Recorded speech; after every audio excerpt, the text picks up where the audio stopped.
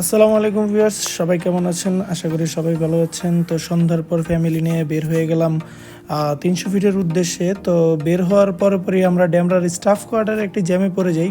তো ঢাকা শহরের ভিতরের দিকে যাব, তো জ্যাম তো এখন কম্পালসারি হয়ে গেছে। তো বের হতেই এক লেগুনাওয়ালা মামা কি সুন্দর চাপাচাপি শুরু করে দিয়েছে, একটু ডানে একটু বামে, মানে কতক্ষণে এখান থেকে বের হবে। এবারে যেদিক দিয়ে যাব জ্যামে তো পড়বই। তো ওই দিক দিয়ে না যে আমরা চলে আসলাম রূপগঞ্জ দিয়ে, যদিও এই রাস্তাটা আমার চেনা ছিল না। ওই যে সামনে যে গাড়িটি দেখা যাচ্ছে সেটি হচ্ছে আমার শ্বশুরের গাড়ি, এটা একটি হন্ডা সিআরভি গাড়ি। তো উনি এই রাস্তাটা চিনে। এই রোডটি দিয়ে যাওয়ার পর আমি নীলা মার্কেট দিয়ে বের হলাম। মানে আমি জাস্ট অবাক হয়ে গেলাম যে এই রোডটি দিয়ে নীলা মার্কেটে হয়ে কিভাবে বের হয়। তো এটি হচ্ছে আমরা 300 ফিট দিয়ে যদি নীলা মার্কেটের দিকে নামি, সেক্ষেত্রে বাম দিকে একটি রাস্তা চলে গেছে, এই রাস্তা দিয়ে চলে আসলাম।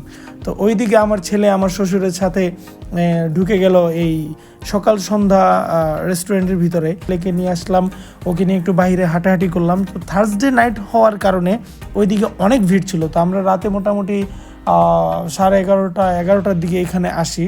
তো এখানে আসলে রাতের বেলা থার্সডে নাইট হওয়ার কারণে এত ভিড় ছিল, আসলে দেখেই বোঝা যাচ্ছে কী পরিমাণে ভিড়। তো আমি আমার ছেলেকে নিয়ে একটু হাঁটাহাঁটি করার পর একটু ভিতর দিকে যাব, দেখব ভিতরে মানুষজন ঠিক কেমন আছে। ভিতরে ঢুকে দেখি বিন্দু পরিমাণে জায়গা নাই বসার জন্য। তো আমাদের জন্য আমার শ্বশুর একটা টেবিল নিয়ে নিয়েছিল আগেই। তো তারপরে একটু খাবার দাবার দেখলাম, এদিকে মুরগি রান্না করা ছিল, তারপরে হাঁস রান্না হচ্ছিল অনেকগুলো রসুন দিয়ে, দেখেই মনে হচ্ছে খুব ইয়ামি হবে। ওই দিক দিয়ে রুমালি রুটি বানাচ্ছে, আর এদিকে কিছু সি ফুডও ছিল।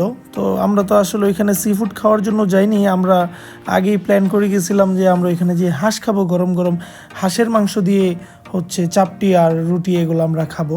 তো এইদিকে হাঁসের মাংসটা রান্না হয়ে যায়, আর রান্না হওয়ার পর এত ইয়ামি লাগছিল আসলে। চাপটিও এইদিকে তৈরি হয়ে গেছিলো। তো সব কিছু একসাথে আমাদের টেবিলে সার্ভ করে। তো সার্ভ করার পরেই আমরা শুরু করে দিই খাওয়া দাওয়া। তো টেস্টটা খুবই ভালো ছিল। এখানে আমার শ্বশুর বাড়ির রিলেটিভরা ছিল, আমার শ্বশুর শাশুড়ি, দাদা শ্বশুর, দাদি শাশুড়ি, শালা শালি, বউ, ছেলে। তো সবাই মিলে খাওয়া দাওয়া শেষ করে একটি স্পেশাল চায়ের জন্য গেলাম। তো এই চাটা আমি আগেও খেয়েছিলাম, চাটা খুব ভালো ছিল। তো চাটা খাবো। চা খাওয়ার পরে আমরা এখান থেকে রওনা হয়ে যাই বাসার উদ্দেশ্যে। তো প্রথমে নীলা মার্কেট দিয়ে হাইওয়েতে উঠে আমরা চলে যাই কুড়িলের দিকে। তো কিছু দূর আগেতেই যখন আমরা এক্সপ্রেস লেনে এন্ট্রি করলাম, এক্সপ্রেস লেনে এন্ট্রি করার পর তো মোটামুটি রাতে 1:30 বেজে যায়। তো 1:30 বাজে এত পরিমাণে কুয়াশা ছিল, আসলে এই কুয়াশার মধ্যে সবাই একটু সেফলি ড্রাইভ করবেন, সবাই অবশ্যই ইমার্জেন্সি অন করে নেবেন। ভিডিওটি কেমন লাগলো, আর ভিডিওটি ভালো লাগলে অবশ্যই সাবস্ক্রাইব করবেন, লাইক, শেয়ার অ্যান্ড কমেন্ট করবেন। আসসালামু আলাইকুম, ধন্যবাদ সবাইকে।